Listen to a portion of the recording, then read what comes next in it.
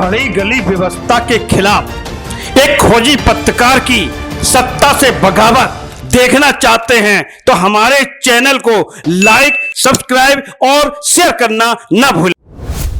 नमस्कार, मैं हूं सुयश मिश्रा।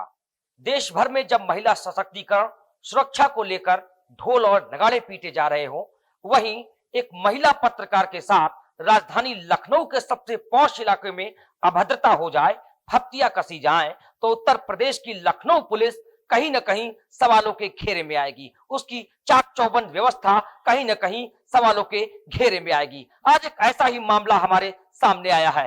हमारे साथ है गार्गी आर्या, जो कि दृष्टांत की रिपोर्टर है। उनके साथ अभद्रता की गई है। गार्गी जी, ये क्या पूरा मामला है? आप विस्तृत पहले पूरे मामले को बताएं।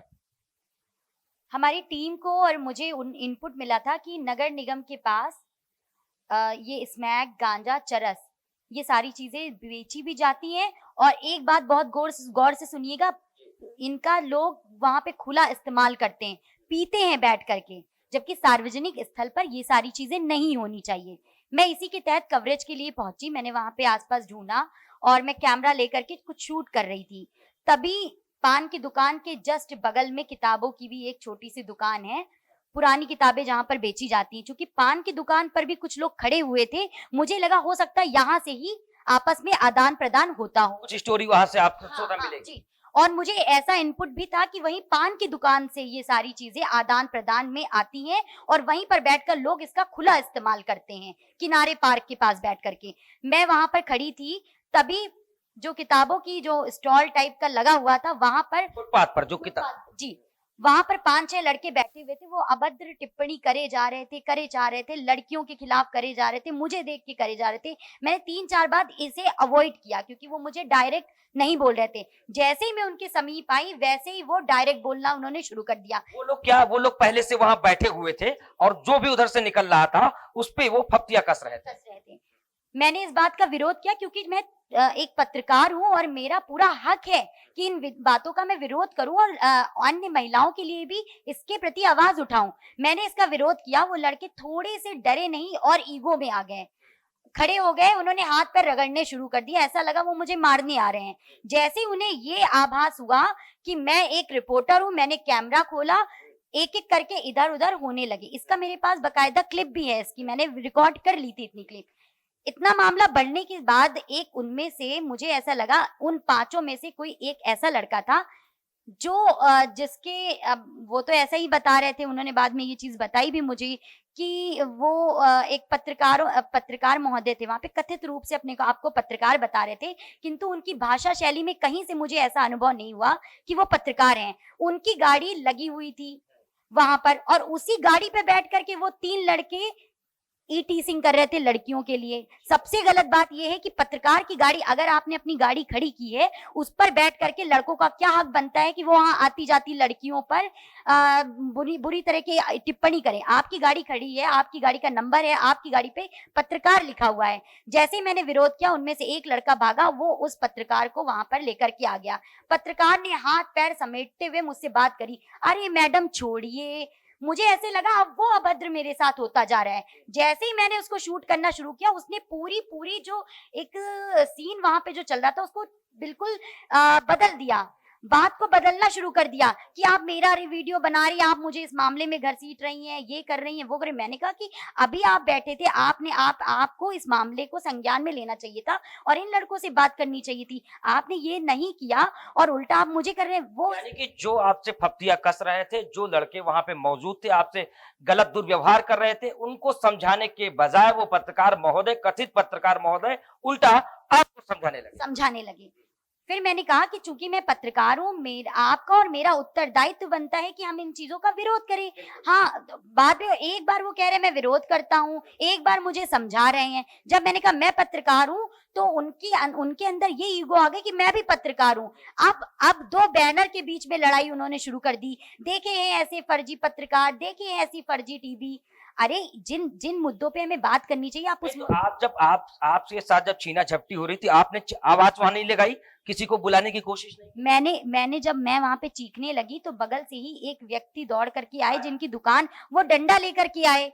वो मेरी तरफ डंडा दिखा करके मुझे वो डरा रहे थे। जब उनको लगा कि नहीं, यहाँ पे उल्टा पासा पड़ सकता है, मैं कैमरा लेकर खड़ी हूँ। यानी उन्हें पूरी जानकारी नहीं थी कि कौन दोषी है, क्या मामला है। वो डंडा लेकर के आए थे, फिर उन्होंने जब देखा कि आपके साथ अभद्रता हो रही है तो उन्होंने उल्टा उनको डांटा। उनको डांटा नहीं, वो डंडा लेकर के आए थे, वो मुझे डराने आए थे। लेकिन जैसे ही उनको ये पता लगा ये पत्रकार है, उन्होंने भी ट्रैक चेंज करा और वो बोले कि मैं उन लड़कों को, अच्छा आप बताइए कौन है, मैं उन लड़कों को मारता हूँ। तब भी मैंने इस बात का विरोध किया कि आप डंडा लेकर क्यों आए? आप डंडा लेकर के आए थे, पहले आपने मुझसे बात करनी शुरू कर दी, इसका मतलब है आपको ये लग रहा था कि इस लड़की को मैं डंडे से डरा दूंगा। बात वहां पे भी ट्रैक चेंज कर दिया गया। अब जो कथित रूप से पत्रकार अपने आप को बता रहे थे, पहली चीज तो ये कि आप अगर किसी चीज को देख रहे हैं ऑन स्पॉट, आपको उस चीज का विरोध करना चाहिए। आप दूसरे को समझा रहे हैं, गलत तरीके से समझा रहे हैं, आप खुद अभद्र बन रहे हैं। फिर आप कह रहे हैं, आप जब देख रहे हैं लड़की नहीं डर रही है, लड़की सही बात रख रही है, आप उससे नहीं जीत पा रहे हैं, तो आप अपने एडिटर से बात करा लें। उसके बाद क्या हुआ? ये पूरा मामला हो गया, वहां पे समझौता, फिर आप थाने गए, फिर क्या हुआ? मैं थाने गई, मैंने वहां पर बताया, हजरतगंज थाने गई और वहां पर मैंने बताया कि ऐसे ऐसे मुझे इनपुट मिले हैं और मैं उसी इनपुट को चेक करने गई थी, कवर करने गई थी। वहां से हमारी पूरी टीम बकायदा उसी जगह पर पहुंची, फिर से पहुंची। पुलिसकर्मी भी आया वहां से? वहां पर बकायदा पुलिस कर्मी भी थे, उनके सामने हमारे पास पूरा वीडियो शूट किया हुआ है।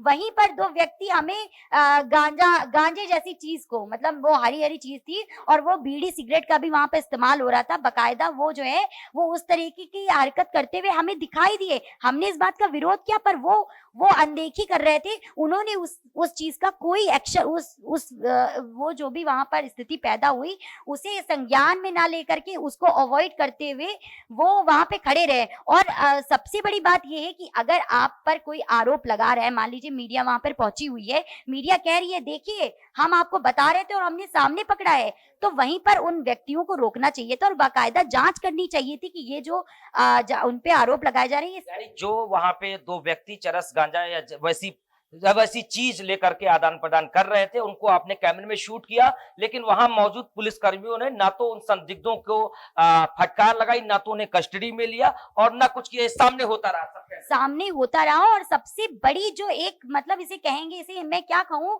कि मुझे तो लगता है कि पुलिस और वहां पर जितने लोग बैठे हुए हैं, जो भी बिजनेस कर रहे हैं, ये सब उनके संज्ञान में है और उनकी मिली भगत से ही हो रहा है। वहां पर दो व्यक्ति पकड़े जाते हैं तो पुलिस ने उन्हें क्यों नहीं पकड़ा, क्यों इस बात की जांच नहीं की? और हमसे बात करते करते हमें मिसगाइड कर दिया और वो दोनों व्यक्ति वहां से भाग खड़े हुए। पुलिस के रहते वहां पर वो व्यक्ति कैसे भाग सकते हैं? ये आज पुलिस बड़े बड़े दावे करती है। पुलिस ने ही हमें बोला कि नहीं मैं 2 साल से यहाँ पर हूँ, 2 साल से यहाँ तैनात हूँ। ऐसा कुछ भी नगर निगम के सामने नहीं हो रहा है। उनकी 2 साल की तैनाती में वो दावा कर रहे हैं कि ऐसा कुछ नहीं होता है। उनके सामने दिख गया तो उनकी आंखें फटी की फटी रह गई। उनकी आंखें फटी की फटी रह गई। और अगर आपको 2 साल में नहीं दिखा था तो आज तो दिखा था ना, आज आपको कार्रवाई करनी चाहिए थी उन आरोपियों को जो आपके सामने दिख रहा था, प्रत्यक्ष दिख रहा था। ना तो आपने उनसे पूछताछ की, ना तो उन्हें कस्टडी में लिया। और आपके सामने दिखते हुए अगर आपने अनदेखी कर दी तो ऐसे आप 2 साल से अनदेखी ही कर रहे होंगे। मेरा तो यही सोचना है। कहीं ना कहीं इसमें लालबाग जो चौकी इंचार्ज है उनकी भी भूमिका संदिग्ध है, पूरी तरह से संदिग्ध है। अगर हम मीडिया कर्मी हैं और हमने बकायदा पकड़ा है, आप वहां खड़े हैं, ऐसा भी नहीं है कि आप 2 मिनट या 10 मिनट बाद आए हो, आपके सामने तुरंत पकड़ा गया है, तो आपको इसको संज्ञान में लेना चाहिए था। तो वो जो कथित पत्रकार थे उनकी तरफ से कौन आया और उन्होंने आपसे क्या कहा? उन्होंने अपने एडिटर महोदय को भी वहां पर बुला लिया था। वो बता रहे थे, एडिटर महोदय हैं वो, पुरानी बातों को तो उन्होंने छेड़ा नहीं, वो सीधे मुझे बदतमीज कहने लगे। अभद्र टिप्पणी वो तुरंत सबके सामने कर रहे थे और मेरी गलतियों को बता रहे थे और जो अपनी साक्षात गलतियां कर रहे हैं उसे वो नजरअंदाज कर रहे थे। ये भी कहीं ना कहीं गलत है। कहीं ना कहीं उन्हीं का कथित पत्रकार रहा होगा जिसकी पैरवी में वो आए। बिल्कुल। और उन्होंने फोन पर भी बात कराई थी। जब मैंने इस बात का विरोध किया, जब उन्हें लगा कि महिला बोल रही है और मैं जीत नहीं पा रहा हूं, तो उन्होंने मुझसे फोन पे बात करी।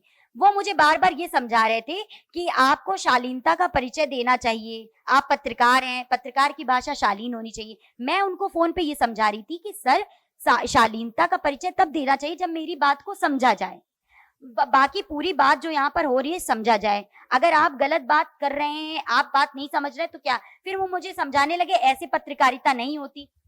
तो ये कहीं ना कहीं एक बेटी के साथ, एक महिला पत्रकार के साथ लालबाग पुलिस चौकी के अंतर्गत लालबाग क्षेत्र में राजधानी पुलिस कहीं ना कहीं सवालों के घेरे में है। एक महिला पत्रकार के साथ लालबाग क्षेत्र में अभद्रता की गई और लालबाग पुलिस चौकी के जो चौकी इंचार्ज है वही उस महिला पत्रकार को ये सलाह दे रहे हैं कि आपको चुप रहना चाहिए और आपको पत्रकारिता नहीं आती, बल्कि जबकि उन्हें वो जो शोधे थे ना तो उनको पकड़ा उन्होंने और ना जो मौके पर बरामद हुआ वो मादक पदार्थ लिए हुआ था, उसके पास में मादक पदार्थ था, मौके पर वो पकड़ा गया, कैमरे में शूट हुआ, उससे ना तो पूछताछ की और ना ही उन्हें कस्टडी में लिया।